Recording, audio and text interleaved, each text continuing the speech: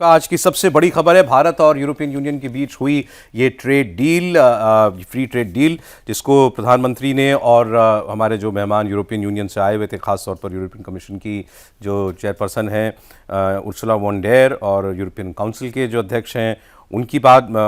D Costa जी जिस तरह शब्दों में उन्होंने इस डील को आज बताया है, जैसे उर्सुला वॉन डेर ने कहा कि my dear friend Narendra Modi, we did it, we delivered the mother of all deals, हमने कर दिखाया, ये दुनिया की सबसे बड़ी डील हम लोगों ने डिलीवर कर दी है। तो आप सब जानना चाहते होंगे कि इसमें ऐसा क्या खास है जिसको प्राइम मिनिस्टर मोदी भी और यूरोपियन यूनियन के अध्यक्ष भी वो मान रहे हैं कि एक बहुत बड़ा काम हुआ है। देवेंद्र, जैसे मोटे तौर पर बेसिक चीज़ समझें कि दुनिया की चौथी सबसे बड़ी इकॉनमी, दुनिया की दूसरी सबसे बड़ी इकॉनमी, ये दोनों इकॉनमी मिलकर अगर ट्रेड डील कर रहे हो तो अपने आप में कितना बड़ी चीज़ होगी। दूसरी चीज़ कि अगर 200 करोड़ लोग ऐसे ट्रेड डील में जिसमें जुड़े हों, अगर भारत और यूरोप की दोनों की आबादी मिला दें तो 200 करोड़ होता है, तो 200 करोड़ लोगों के लिए जो ट्रेड डील हुई है वो अपने आप में कितनी बड़ी चीज़ होगी। तीसरी चीज़ कि अगर प्रोडक्ट और उन सारी चीज़ों के हिसाब से देखें तो लगभग 99% केसेज ऐसे हैं जहाँ पे भारत के लिए यूरोप में एक्सेस है। और जो सबसे महत्वपूर्ण चीज़ें हैं सौरभ, कि हमारे लिए एग्रीकल्चर और इस तरह की जो डेयरी जो सेंसिटिव जोन थे उसको हमने वैसे ही प्रिजर्व किया है, और उस सेंटिमेंट का ध्यान रखते हुए इस ट्रेड को ईयू ने भी किया है भारत के साथ। तो ऐसा ट्रेड डील जो कि आपके सेंटिमेंट के हिसाब से हो। ओवरऑल अगर आप देखें तो खास तौर पे जो लेबर इंटेंसिव जो अलग अलग सेक्टर हैं उसके लिए हमें बड़ा बाजार चाहिए था। वो बाजार सिर्फ इस लिहाज से नहीं कि आपका एक्सपोर्ट बढ़े, अगर लेबर इंटेंसिव कोई सेक्टर है तो आप समझ सकते हैं कि रोजगार के लिए कितनी बड़ी चीज़ होती है। टेक्सटाइल है, लेदर वाले जो काम होते हैं, जेम्स एंड ज्वेलरी हैं, इस तरह की चीज़ें। और उसमें एमएसएमई, भारत के एमएसएमई के लिए तो अब बहुत बड़ा बाजार, इतना बड़ा बाजार, और यूरोप अगर आपके लिए खुल रहा हो इस रूप में तो समझा सकते हैं कितनी बड़ी अपॉर्चुनिटी है। यूरोप के हिसाब से अगर समझें तो उन्हें मौजूदा परिदृश्य में खास तौर पे कोविड के बाद एकदम से ये बेचैनी हो रही थी कि ग्लोबल सप्लाई चेन में चीन के ऊपर जिस प्रकार की निर्भरता है वो हमारी डिपेंडेंसी खत्म होनी चाहिए, और एक डेमोक्रेटिक वैल्यूज़ के आधार पे कोई ऐसा सेटअप हो जो हमारे लिए, हम जिस पे डिपेंडेंट रहें, जैसे फार्मास्यूटिकल्स की बात कर रहे हैं, उस तरह के इक्विपमेंट्स की बात कर रहे हैं, बहुत सारी चीज़ों में भारत के लिए और यूरोप के लिए दोनों एक दूसरे के एकदम नेचुरल पार्टनर के तौर पर सामने नजर आएंगे। देखिए वो जो बातें उन्होंने कही हैं कि हम दोनों एक दूसरे के लिए स्ट्रेटेजिक और रिलायबल पार्टनर हैं, और ये रिलायबल पार्टनर जो है ये यूरोपियन कमीशन के अध्यक्ष उर्सुला वॉन डेर लियन ने बार बार कई बार इस्तेमाल किया कि हम दोनों एक दूसरे के लिए भरोसेमंद पार्टनर्स हैं। उन्होंने कहा it is a tale of two giants, ये दो दिग्गजों के बीच हुई डील है।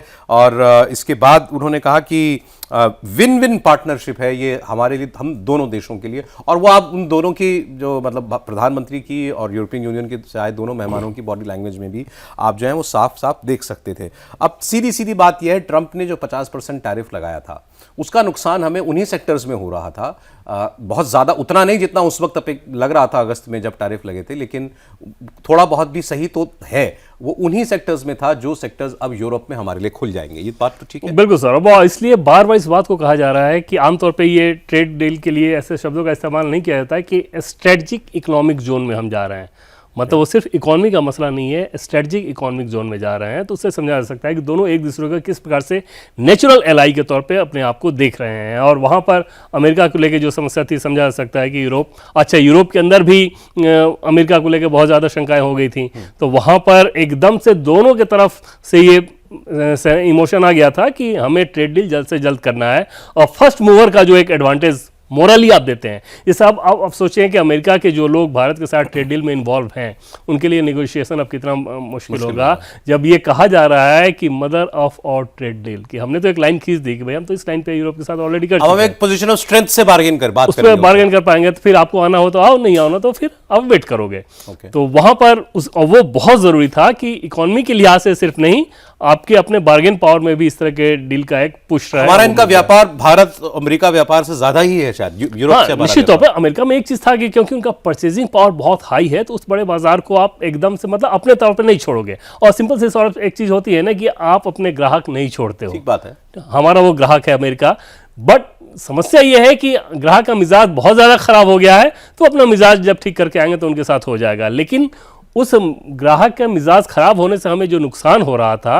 वो न सिर्फ ये यूरोप के साथ वो उस नुकसान की भरपाई होगी, बल्कि उससे कई गुना ज्यादा संभावनाएं आगे के लिए खुलती ये उसको नजर आ सिर्फ रही हैं। ऑफसेट नहीं करेगा बल्कि उससे बहुत आगे जाएगा। बहुत आगे लेके जाएगा। आज अब दूसरी बात, अमेरिका इस डील का, जैसे आप कह रहे थे, अमेरिका के साथ जो डील पेंडिंग पड़ी हुई है, और बहुत से लोग कहते हैं कि उसमें केवल एक डोनाल्ड ट्रंप के हस्ताक्षर की देरी है, वरना उसकी सारी निटिग्रिटीज जो है वो बातचीत हो चुकी है। आपको लगता है कि ये दबाव अब अमेरिका के ऊपर है कि भाई अब हमें भी आगे बढ़ना पड़ेगा? निश्चित दोनों चीज में सौरभ, पहली बात तो ये कि इकोनॉमिक मामले में, ट्रेड के मामले में तो एक दबाव रहेगा ही रहेगा कि यूरोप और अमेरिका इस तरह से, यूरोप और इंडिया एक तरह से साथ आगे जा रहे हैं और हम पीछे रह गए, जबकि अमेरिका सबसे पहले ट्रेड डील भारत के साथ करने वाला था। दूसरी चीज की स्ट्रेटेजिक पॉइंट ऑफ व्यू से देखें तो जैसा कि यूरोप के अंदर हम लोग बात कर रहे हैं कि ऑलरेडी उनके अंदर अमेरिका को लेकर ग्रीनलैंड का इस प्रकार से मामला हुआ, एक शक और संदेह हो गया है। वहां पर अगर एक नया एक्सिस यूरोप और इंडिया बन रहा है, ये बात भी अमेरिका को कोई बहुत कंफर्टेबल करने वाली नहीं है, और वो जरूर वहां पर उन लोगों का दबाव महसूस होगा कि भारत के साथ हमें इस रूप में ट्रेड डील को लंबा खींचना नहीं चाहिए था और इतने टैरिफ नहीं लगाने चाहिए थे। नहीं, बात उनको चुभी तो है, क्योंकि उनके जो वित्त मंत्री का स्टेटमेंट आया स्कॉट बेसेंट का